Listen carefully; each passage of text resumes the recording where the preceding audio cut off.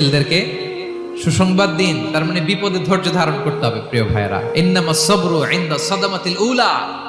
বিপদে আমরা অনেক সময় প্যানিক হয়ে যাই, অস্থির হয়ে যাই, কি করব, হতাশ।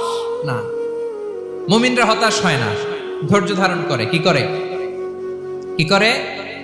ধৈর্য ধারণ করার শক্তি দাও গো মেহেরবান আমায়, দাও গো মেহেরবান। পড়েন, ধৈর্য ধারণ করার শক্তি দাও গো মেহেরবান আমায়, দাও গো মেহেরবান। সবাই বলুন একসাথে, ধৈর্য ধারণ করার শক্তি দাও গো মেহেরবান আমায়, দাও গো মেহেরবান।